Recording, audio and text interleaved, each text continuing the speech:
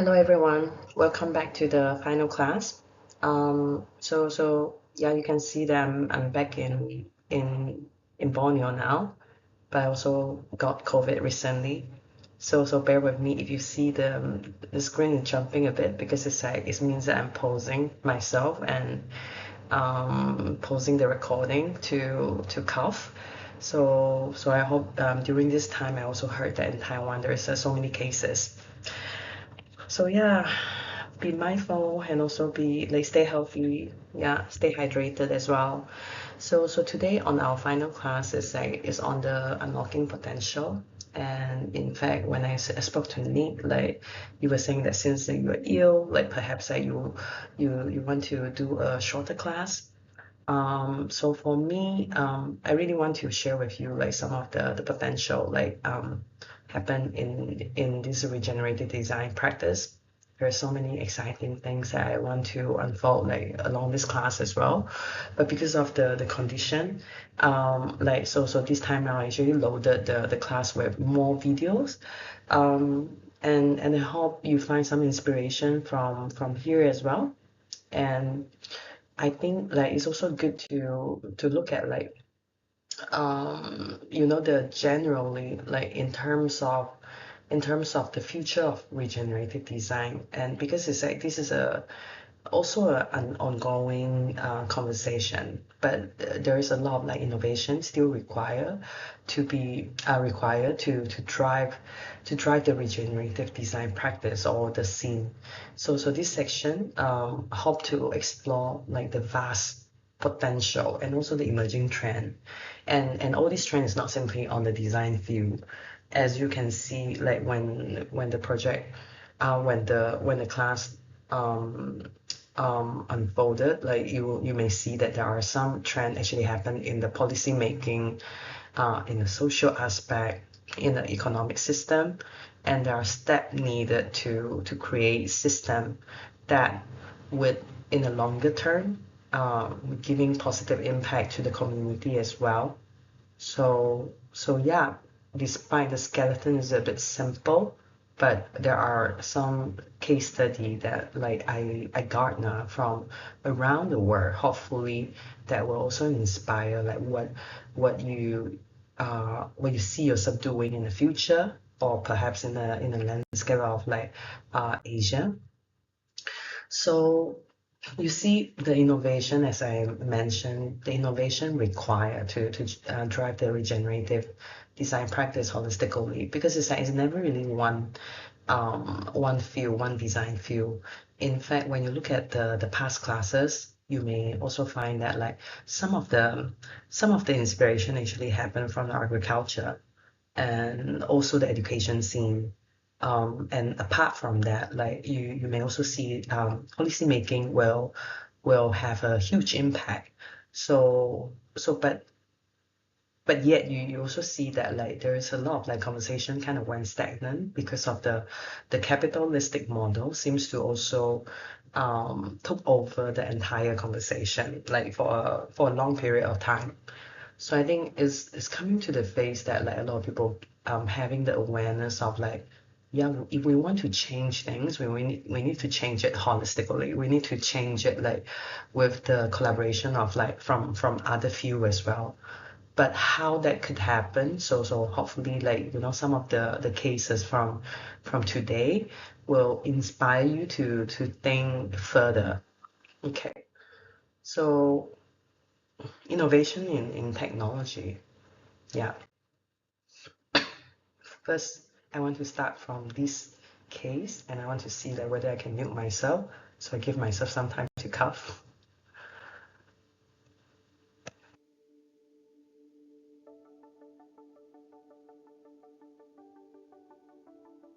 Nova Innova is developing the pond project to increase awareness and halter the degradation of water quality.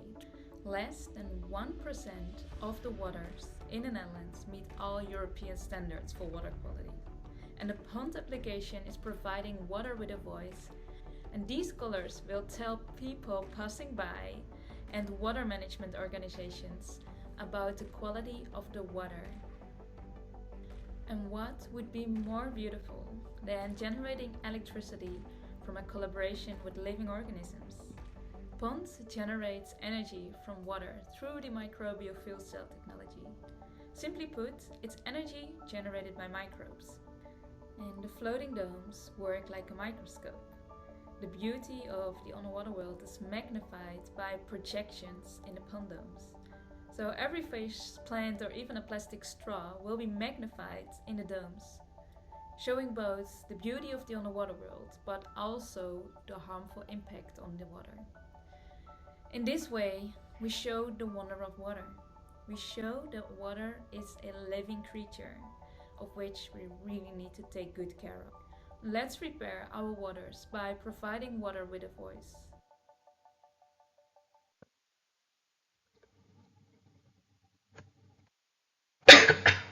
Yeah.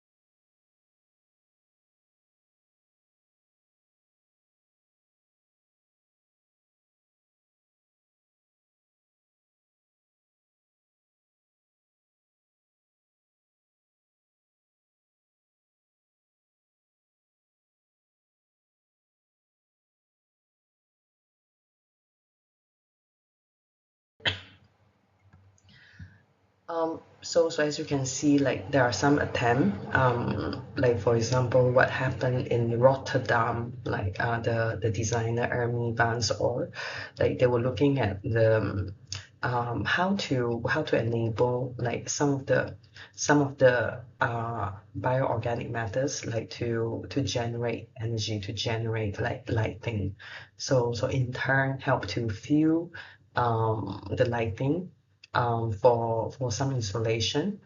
But then there are also some other attempt, like looking at the more urban scale.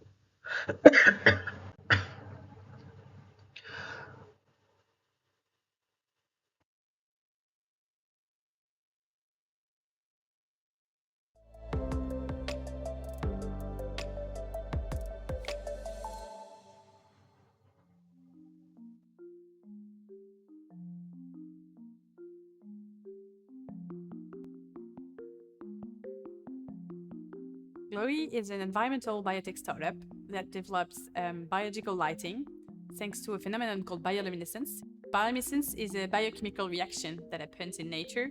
So there is some genes inside species that code for two proteins, one enzyme and one substrate, and they react together with oxygen to create a photon. This is how you see light. It's different from the process of fluorescence or phosphorescence that are capturing light to reflect it. It's a real light production by the microorganisms. We provide a technological brick of biological lighting that is made out of marine bacteria that are able to produce light. And we develop the best conditions for them to grow, and we put everything into a sort of an aquarium that is the final product that can take different shapes. And today we develop urban furnitures with this technology to enlighten the city. We try to work with the whole lighting ecosystem, which goes from the architects and the urbanists to the promoters, the builders, the energy operators, energy providers. They all integrated into this whole lighting ecosystem because it basically touches all of the aspects of building and installing and urban planning. Bacteria are, of course, biosourced and biodegradable. We can grow them in the lab, so there's no need to extract limited resources from the planet. It's just about growing bacteria, and we can produce hundreds and hundreds of billions of liters of bacteria with just one bacteria that we have in the lab. The goal behind using this light is about reducing the impact on biodiversity and through light pollution, to have a light that is more respectful to the insects, to the birds. I will say that the best waste is the one that does not exist, and this is the case when you use living systems. In nature, there is no waste. The waste is a resource for someone else.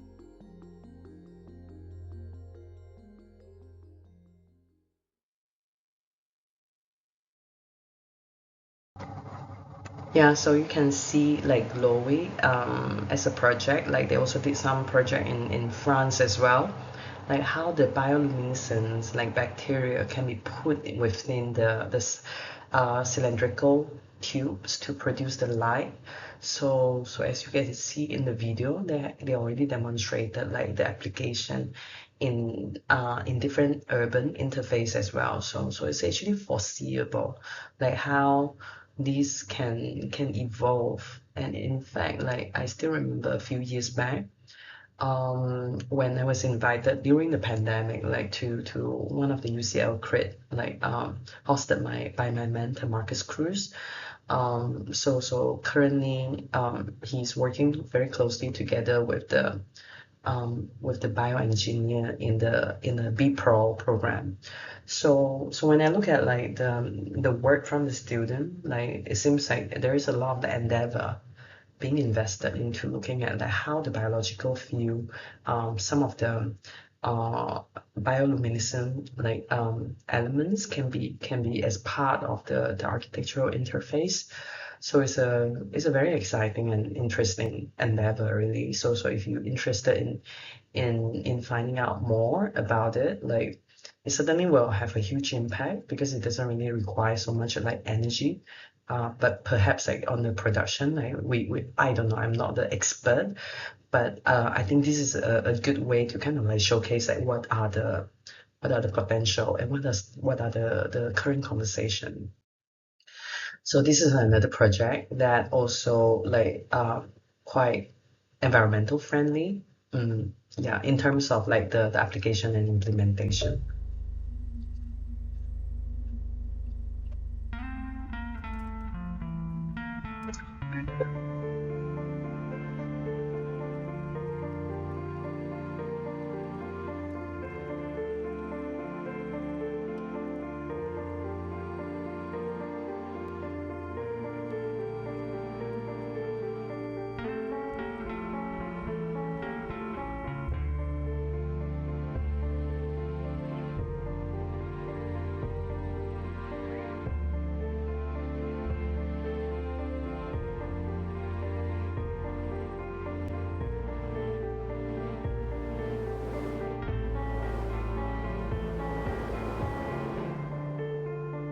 It's just like we're laying on a starry night.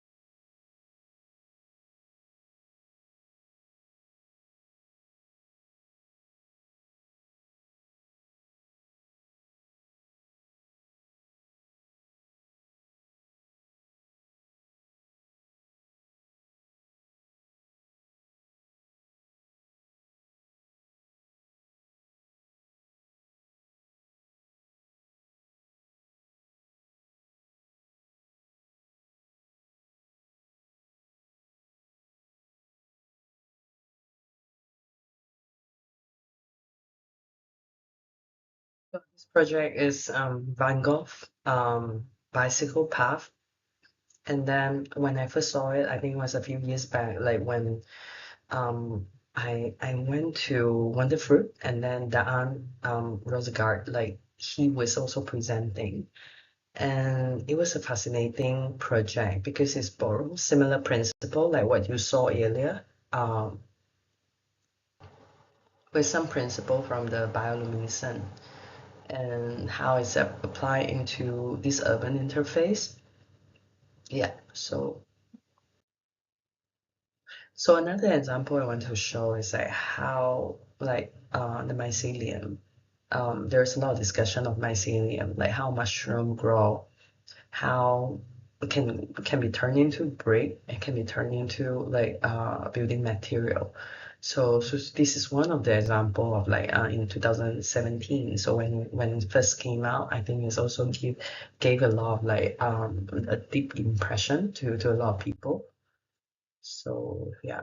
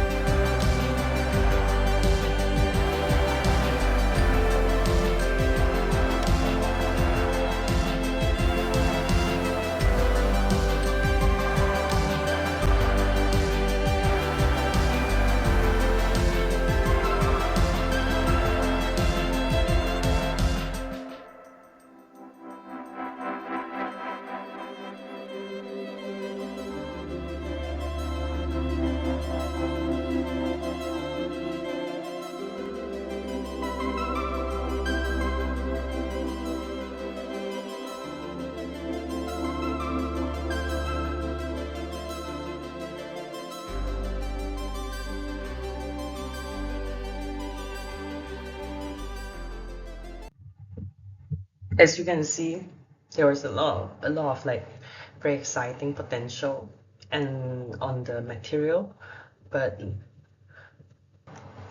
and of course apart from the mycelium, there is also a lot of like other material, for example, mushroom being used, and not simply mushroom, but also the bio waste being used as the building material as well.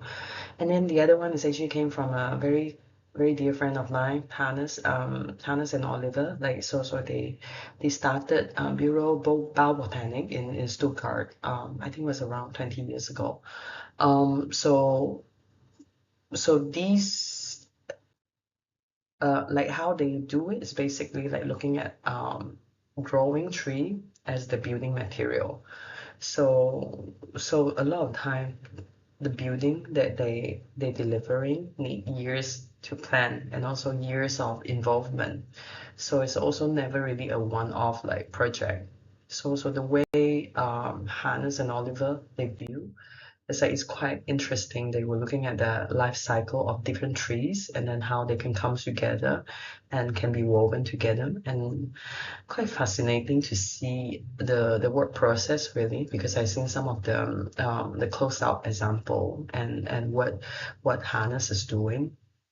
Yeah, so they are also, I think there's also still teaching in University of Stuttgart, and which some of our alumni like from Xia also went to. And then another case study is like exactly what I mentioned earlier, through the bio waste and then turn it into brick. Yeah, so here you go. Collecting seashells, and I was quite fascinated with how this material was actually formed. Maybe you too had this thought as a child, but for Ginger Creek Dozier, the idea inspired her to change the very ground beneath our feet. Ginger is the co-founder of BioMason, a young biotech startup in Raleigh, North Carolina that uses, wait for it, bacteria to grow cement bricks. Regular cement is in sidewalks, roads, bridges, and buildings. It's everywhere, but that creates a hefty environmental price, 2 billion tons of carbon dioxide each year. In rapidly developing countries, cement is critical for construction, but to halt global warming, net human carbon emissions must reach zero. Zilch. By growing cement bricks, BioMason eliminates the carbon emissions. Let's find out how.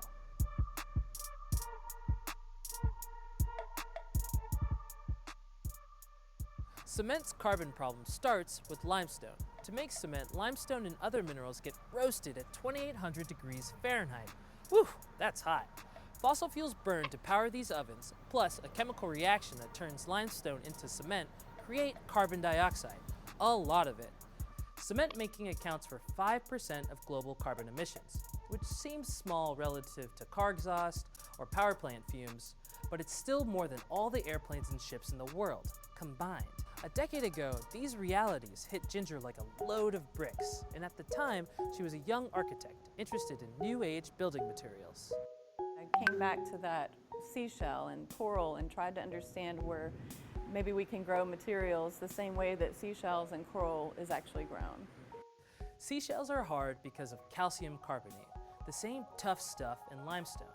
Organisms in nature love making calcium carbonate. Oyster pearls, coral reefs, and your teeth and bones are reinforced with it. And some bacteria make it too. The calcium carbonate literally forms around the cell of the microorganism, basically encapsulating them in between the grains of sand. So you're literally stitching them together. We asked Robert Jackson, a Stanford environmental scientist and chairman of the pollution-fighting Global Carbon Project, what he thought of the biocement concept. In principle, we can harness the power and the ingenuity of microbes to make some of these materials. You still have to have a source of energy though, and there are a lot of other details to work out. This is why BioMason is noteworthy. Their bacteria don't require extra heat or high energy to make the biocement. The chemical reaction needed to make calcium carbonate is powered by the microbes' metabolisms. For bacteria in nature, this process would be slow.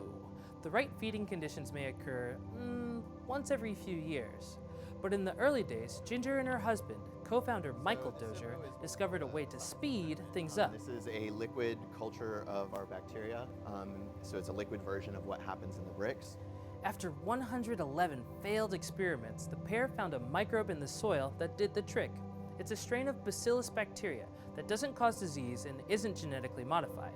Instead, they found the microbe's optimal conditions for making biocement.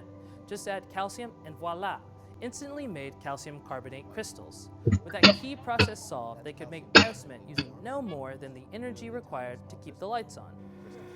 These days, their assembly line fills a warehouse. The process starts with foundation material and a machine that can make up to 10,000 bricks at a time. This is an inert material, it could be sand or a crushed stone. Here, a pitcher of bacteria is poured into red sand. and after mixing for 5 minutes, everything gets dumped into the hopper. This machine funnels the wet sand into individual brick molds, which then get covered with a pressurized plate. Okay, hold on, because this part is pretty loud. You imagine you pour sand into a cup and it just sits kind of fluffy, but if you put a plate on top and vibrate it, those particles shift around until they nestle and find their home. The final bricks get pulled out like bread rolls on a tray, and then are wheeled into a shipping container where they harden over 3 to 4 days. One of the advantages that we have is that the cement itself is an off-white. This blankness creates a canvas for playful designs. They can make old and burnt-looking bricks without using fire. But does biocement hold up like regular cement? To find out, a handful of bricks from every biomason batch gets tested for quality control. The bricks face things like extreme cold, or water erosion, or immense pressure to see when the bricks collapse. This one split after more than 23,000 pounds of force, which far surpasses what a brick would face in a 3-story building. But meeting industry standards in a lab is one thing. Field testing has included 2 courtyards in San Francisco, as well as different small walls that we've built. These were installed in 2015, and so far have held up well.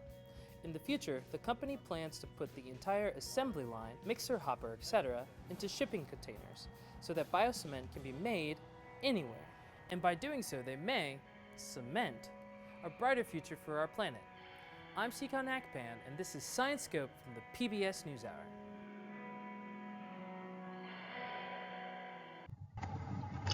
So as you can see, the biomention is actually the kind of like endeavor that you will see more and more, like especially it's about like turning cement environmental friendly again by using other material. So the next one is the shell work. So it's a very interesting project, like because we're looking at the shell from the seafood. So it also has potential to look into different color from different types of mixture.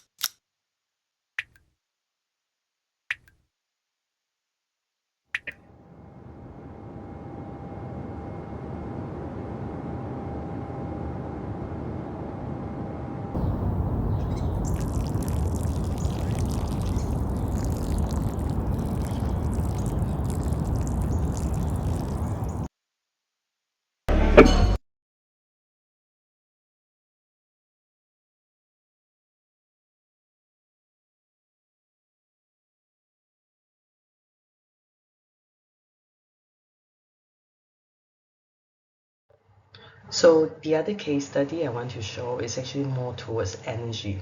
Yeah, so sun drop, like how the production landscape demonstrate, even with the extreme landscape, like can be made productive again through like having the solar power, water cycle, and reducing the pressure on the groundwater and fossil fuel. So this is a project in Australia, and the whole idea is actually looking at how the production ground can incorporate solar power and also the irrigation system, like came from the seawater through the filtration, through the desalination, and then get the fresh water to set out the irrigation system and channel toward the greenhouse.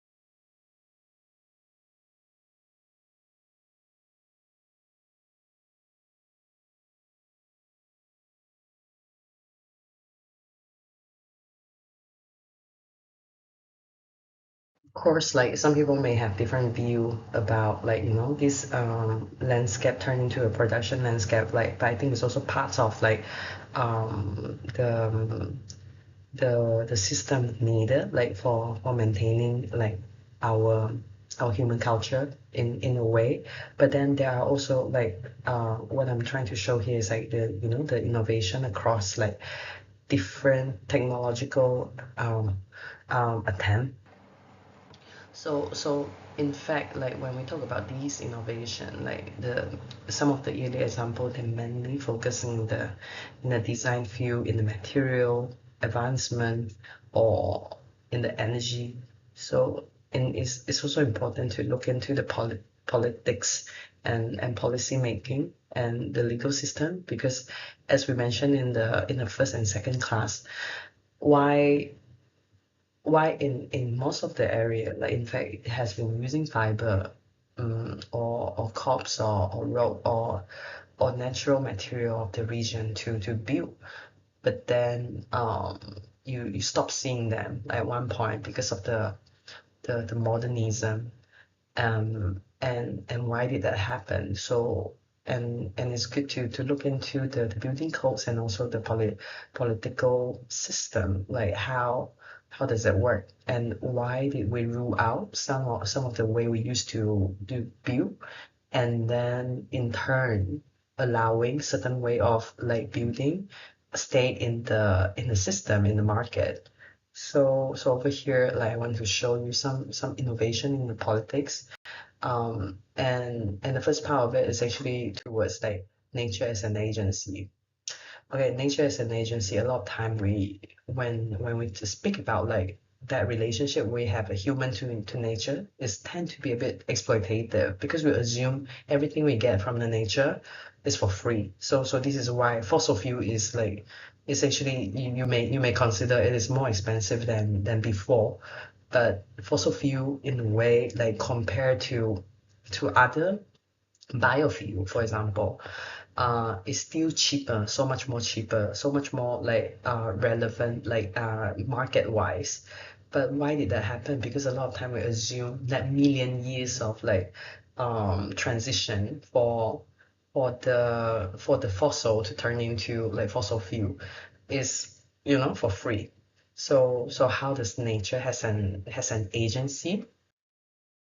Um, and that's also how like you see a lot of human culture um, in the history tend to sell a lot of like ecocide. So ecocide is actually a term that being used um, quite a lot. Like I think during the Second World War time. But then it has been used a lot like recently because there is a conversation of like having ecocide as the fifth crime. So you would say, oh yeah, so ecocide, the mass elimination of like the natural ecosystem hasn't really been seen as a crime. Correct. Like so for the Rome Statute of the International Criminal Court, ecocide for a long time, it hasn't really been seen as a crime.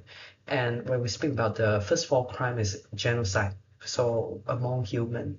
The second international crime is crime against humanity. And then the third crime is war crime. The fourth crime is the crime of aggression like towards nation or like collective or community. So there is a discussion of like having ecocide as the fifth crime. So you would from there like but it's not even there yet. So you can see like how behind we are in looking at all this issue holistically. So the definition, the proposed definition for the ecocide is unlawful or wanton act committed with knowledge that there is a substantial likelihood of severe and either widespread or long-term damage to the environment being caused by those acts. So this is ongoing. Let's hope that like it will happen. But at the same time, there are other different nations also pledge their support through tangible policy making. Like for example, Pacific Island nation proposed ecocide to be adopted as international crime, but then within their country, there's already a lot of conversation of like how that happened within their nation. So these are the countries that have been active in the conversation of like ecocide, having ecocide as part of the international crime, but it's already like crime in their own nation. And the one of the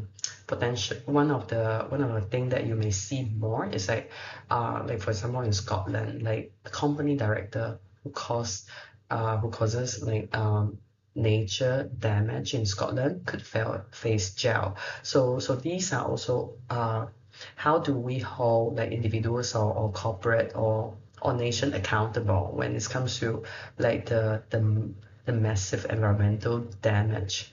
So this is also something that like we I think it will be very exciting to see because it really show the progress on this conversation. And Ecuador, Republic of Ecuador, like there's also a conversation on rights of nature. So rights of nature means that like there's rights given to the nature. So nature basically can sue like whatever happened unlawful, unlawful action towards depleting the resource or the rights of nature. So it's in their article 71 and 74. If you're interested in reading more, please post it and then have a read. But it's very, very interesting that, like, throughout all these years, in fact, this happened in 2008, like when Ecuador like rewriting the constitution of and include rights of nature, which is something that, like, you don't see a lot in other countries. So nature or Pachamama is like, so it's also the rights according to the constitution of, like, Ecuador. Is the way they set out the article 71 to 74. So there's a lot of, like, conversation of, like, how these ancestral knowledge and linkage, like, can be maintained through this constitution, through the constitution of, like, Ecuador. Yeah, so yeah. And then 2020, New Zealand river, like one of the New Zealand river, also become like a legal person, which means that I think it can so the place is called Wanganui River, and there's a film about it. Having some people from around the world be like, oh, you guys like looking at the river as a person? That's been a huge thing that's made me proud.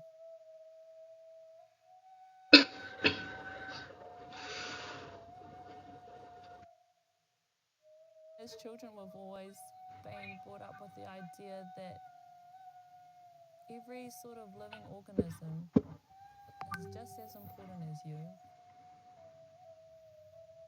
Our is very much a personality of its own too.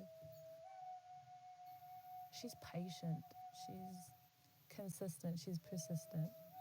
You see the water sort of channel through rocks and it slowly cuts into these huge pieces. And then at times she just roars. She's very fierce in a way, but she does it so elegantly, is how I would explain her. My relationship with the river has kind of been my life. I've always considered the river being my greatest teacher, dearest friend.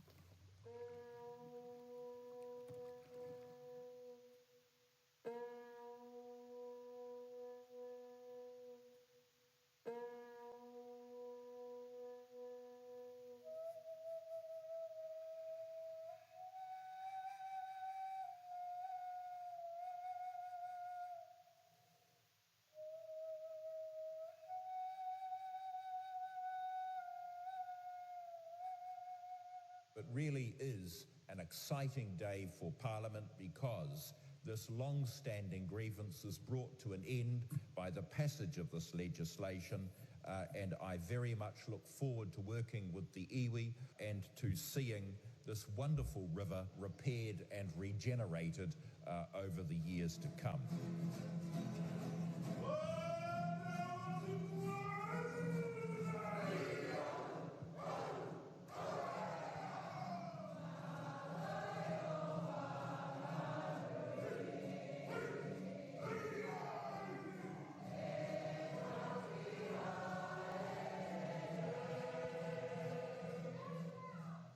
For a very long time, this country has grappled with the place of Indigenous peoples, with colonisation. And finally, we had a place in which our river is valued for what it is. They can see us now because they can see our river for all that it is. And therefore, we felt valued 2 years ago when the legislation passed.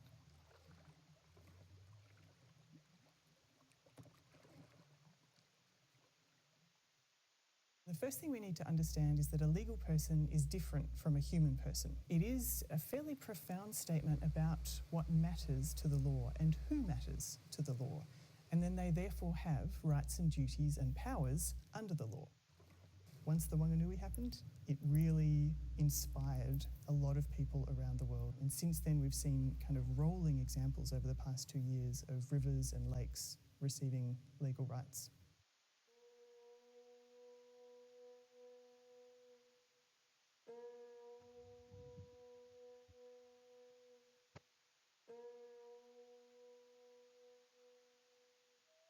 We need to think about what kind of legal person are we actually creating? What kind of legal model is actually going to give us the outcomes that we want?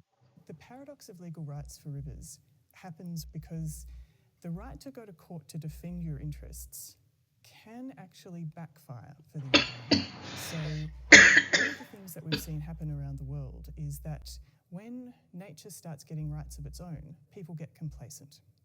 People then start being afraid of what the river could do to them because the river is now constructed as a competitor with people.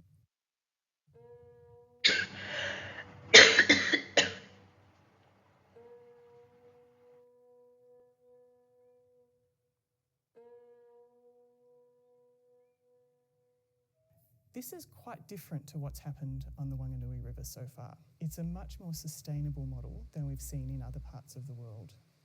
It has significant funding, so if it needs to take some action in the future, it does actually have some funding to start doing that, and it's embedded within new management arrangements and institutions that give all stakeholders a voice in the new management of the river going forward.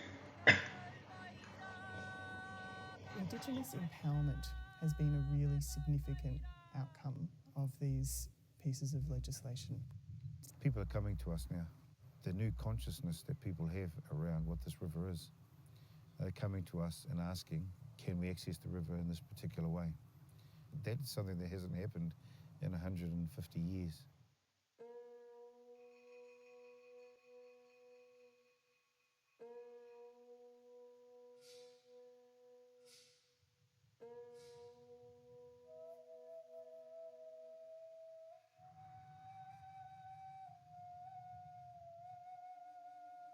What we know is that in 20 years' time, when the reconsenting for that scheme happens, it'll be a far different decision-making framework that will be applied. The river faces a whole lot of challenges, but it's within our grasp. Just as much as people can sort of praise this idea of that being recognised as its own legal entity, there's also importance in having discussions with people who are against that idea. We appreciate discussions like those, even the tension that lies in it.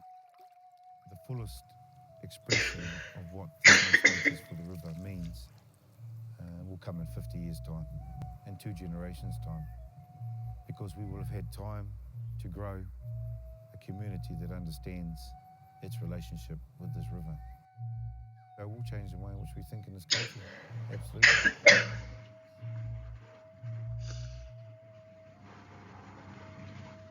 So as you can see, like the rights of nature, like since the New Zealand one and Ecuador, there's so much more like movement happening across the world as well. Not simply towards the river, but also towards the certain town. Yeah, so it's like if you're interested in knowing more, there's a lot to follow on this because it's still an ongoing conversation and it's gaining a lot of traction across the world. Apart from that, there's also other alternative building codes enabling natural material to be implemented in the building. So as we mentioned previously, like how come the bamboo and timber material wasn't being seen as the building material, which could sound very ridiculous. But then there are some progress on that as well. Like for example, the straw bale, like how being seen as being legally verified and being legally also approved as the building material. And the other one is cod. Like so it's also the kind of like building material that has been widely implemented across UK But then surprisingly, it wasn't being seen as the material, as the legit material for permanent building. So all these, like, as you can see, 2021 is newly approved. Yeah, so then you may notice that, like, how behind we actually are, in the conversation of regenerative, like, design practice worldwide. So it's actually a new avenue to really dive into, to really looking at the progress from different aspects. And another one is the innovation in the economic system. So and the one that I show over here is actually like how community actually gaining, group together and looking at like how they can form the community they want, or even like protect the community against the capitalism. Yeah. So the example I'm going to show is community land trust. Kensington Market is one of the most culturally significant neighborhoods in Toronto. It's a chaotic mixture of over 30 different cultures expressed through its shops, artwork, music, and food, all crammed into a 4x4 block area. Squeeze all of Toronto's cultures into one neighborhood, and it might look like this. How did it happen? Well, it all started with immigrants moving here and saying, "F you to zoning bylaws." In the early 1900s, Jewish newcomers moved here and began to open stores in their Victorian houses, selling everything from produce and milk to deli meats and live chickens. In the following decades, the neighborhood welcomed wave after wave of new immigrants, including Italians, Ukrainians, Afro-Caribbeans, Jamaicans, Hungarians, Portuguese, Indians, Chinese, Koreans, Vietnamese, who also said "f the zoning bylaws" and also set up businesses in their houses. And over the years, this law-bending melting pot of cultures proved to be an ideal home for other renegade groups as well, like queer artists, hippies, and punks.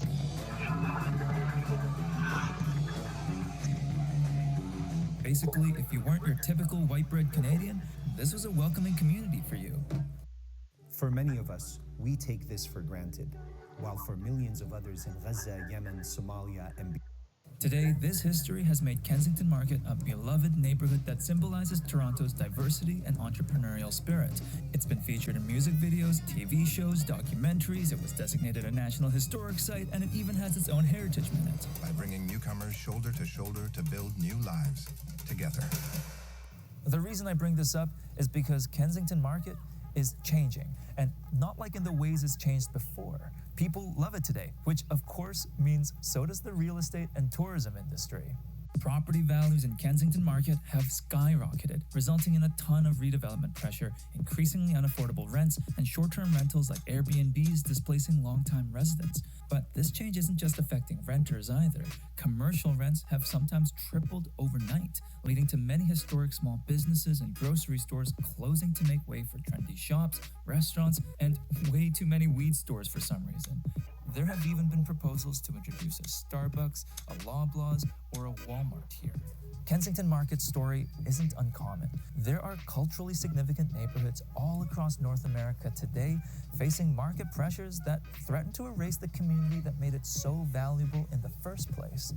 And I'll be honest with you, I used to think that there's not much you can do about this sort of change. Neighborhoods evolve, and sometimes they become viral influencer tourist traps. But what's happening here in Kensington Market is kind of changing my mind.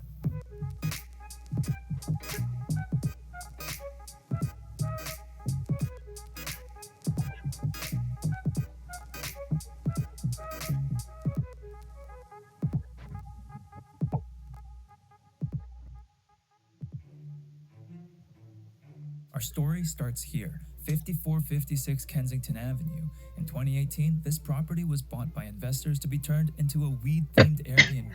The total tenants living here were given 3 months to vacate the building. But this is where the story takes a turn.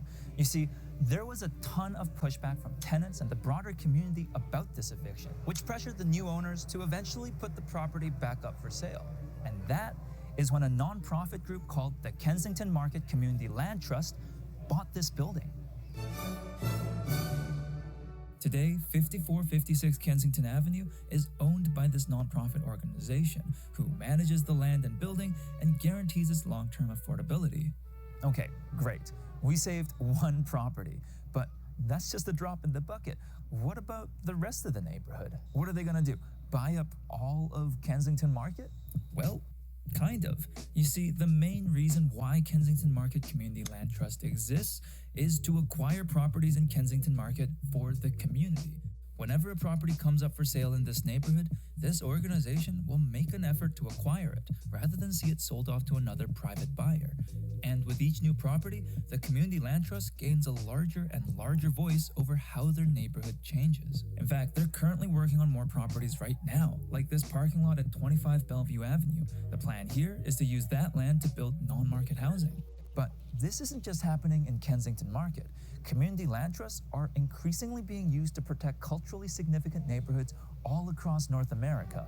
Take Boston's Chinatown, the downtown east side in Vancouver, the Bronx in New York, Toronto's Chinatown, San Jose, Harlem, New York, the Parkdale neighborhood in Toronto, Logan Square in Chicago, Atlanta, and many, many other neighborhoods. People are forming community land trusts to acquire properties in response to real estate pressures. So that begs the question, what even is a community land trust? In the broadest sense, community land trusts are nonprofit organizations that acquire and manage land at the direction of their membership, which is typically open to residents and other stakeholders. That membership decides on what their community needs and uses their land to address those needs. For example, if the neighborhood needs more affordable housing, they could lease some of the land to a co-op or nonprofit housing provider. If they'd like to support arts and culture, they could develop studio spaces or performing venues. If the goal is to celebrate Toronto's natural wildlife, they could build a raccoon petting zoo, hypothetically. The point is, it's up to their membership. So, how does that membership make decisions? Well, a community land trust is kind of run like a mini democracy.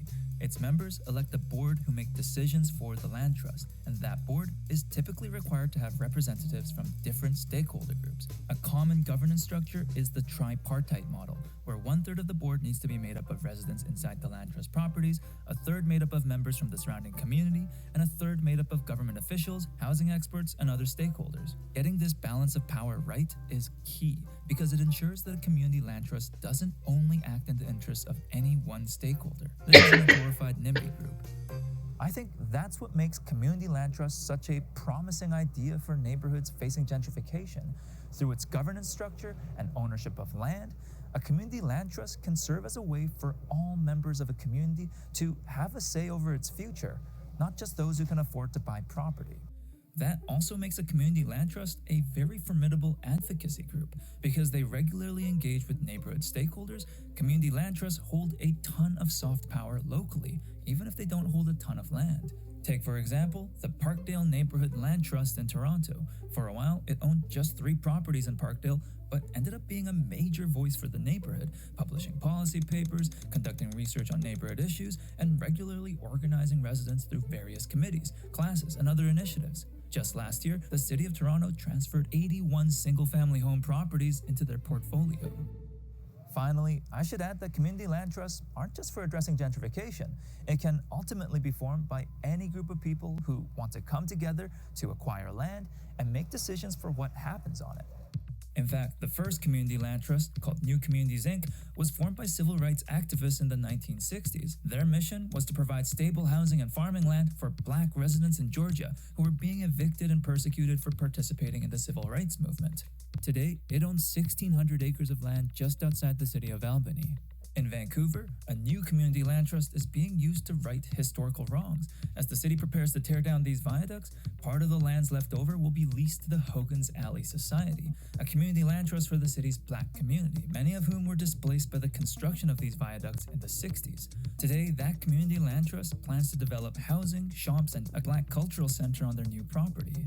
And in Owen Sound, Ontario, a community land trust is working to address both the housing and climate crises. The Glassworks Cooperative holds 46 acres of land in a community land trust and plans to use that land to build a net zero community with affordable housing, economic development projects, and environmental programs. So community land trusts are clearly a powerful organizing tool for a variety of reasons. But I want to address the elephant in the room here. How do you pay for all this?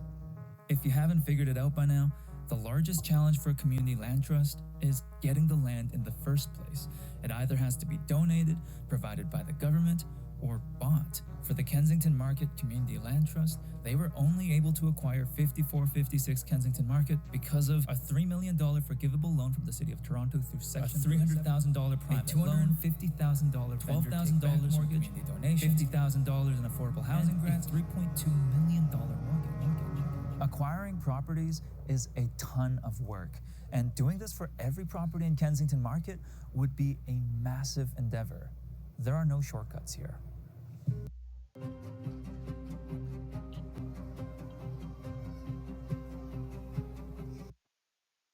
But the reality is that there are no shortcuts when it comes to addressing gentrification.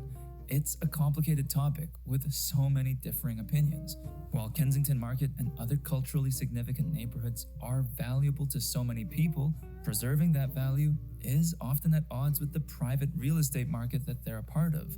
So, though it might not be easy, the most effective solution I can think of is supporting nonprofit organizations like Community Land Trusts to acquire the land outright, taking it outside of a system that prioritizes profit and into a system that prioritizes the community.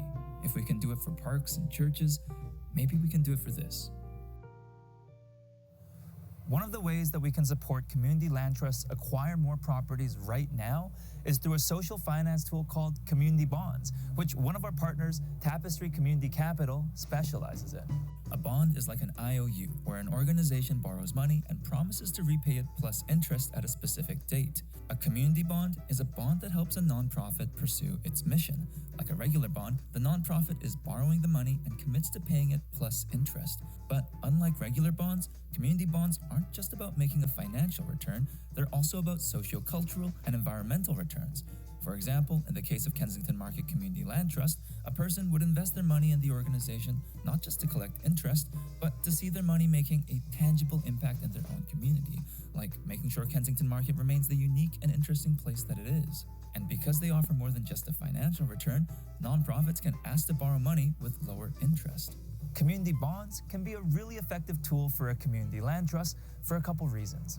First off, a community land trust almost always needs to take out a loan anyways to buy properties. A community bond lets them set out their own terms for how they'd like to borrow money and pay out interest to their supporters instead of a traditional lender, keeping the wealth within their own community.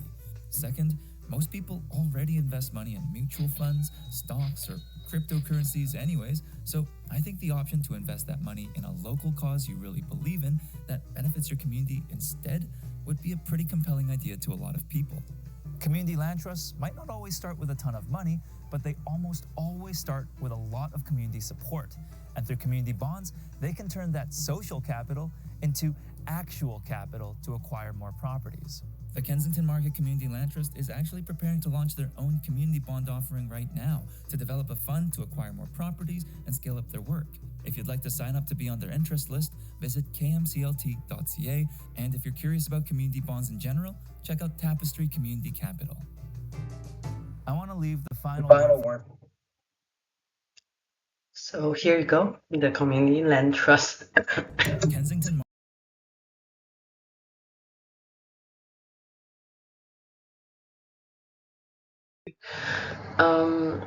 Yeah, so the earlier the video actually described like how you can change things like through grouping together, like and also co-financing the community transition. So not just letting the developer, a lot of time it was the developer, like or the government take the leads on how you want to see the community develop into. So the other one is the innovation in the social system. And in terms of the social system, what I meant is actually like it could be education and it could be like different how people group together. So there is a video I want to show, but I don't want to show the whole thing. So I'm just going to find out like technically how can I play only the parts I want to show you, because it's actually linked to a recent visit I had in Bali. So it was about like Bali Green School. So Bali Green School has 70 buildings, like also built by their in-house team, the Ibuku and the way they build it is like through bamboo. So they have been spending years like in the research of like how to build sustainably, and also a lot of buildings within the estate actually proven through times as well. And recently when I went, I also found out there are some building was actually done by the kids, like as part of the syllabus. Yeah, so this is actually a project like done by kids like from Bali Green School, and then they were working on it like because the way they conducted learning is actually project-based learning. So they were working with the local people, the local indigenous group, and like so through the process there's a lot of like information fed by the wisdom holder and the elderly members like and the school faculty as well. So the student was actually came from a very wide range of demography. From what I saw, is like it's quite international. It's like the parents also need to commit to this decision of moving to Bali because to with the for the enjoyment of this very alternative education system. So let's see whether I can play it just on the parts that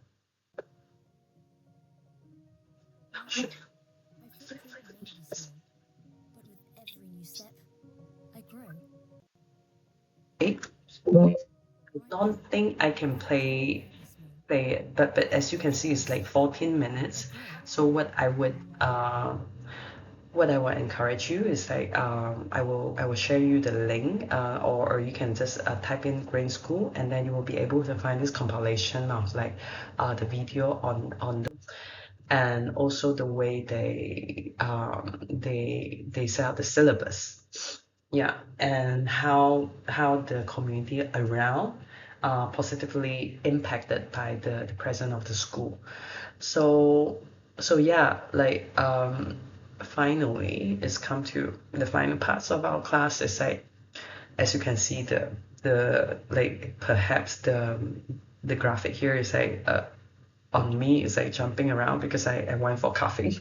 So yeah, time for reflection. What else do you think needed to be improved, like for the further development of regenerative design practice? Because as you can see, it's still an ongoing process. There are some typo over this question, but I'm sure you'll be fine. Like you just need to type according to what the question asks. And lastly, I also want to share like a quote from Claude Lewis-Strauss. My feeling is the modern science is not at all moving away from this lost thing, but the more I read, more it is attempting to integrate them in the field of scientific explanation. So it was a quote from Myth and Meanings, which spoke about like the ancestral wisdom like from the past, and all his life he has been looking at the anthropological research around different regions. And I also want to end the class with like a quote I've given during the pandemic to an architectural research group. So based in Oma Library. So I still think that it's relevant. I don't think at this stage it's important to give out an advice as an architect. I think it's more important to give out an advice like a human. Understanding our human condition should be the first step of it. Yeah. So I hope you enjoy the class. It's a short one today, but still there are some like video I would urge you to find out more, and looking forward for your feedback. Yeah. See you and good luck. Stay healthy.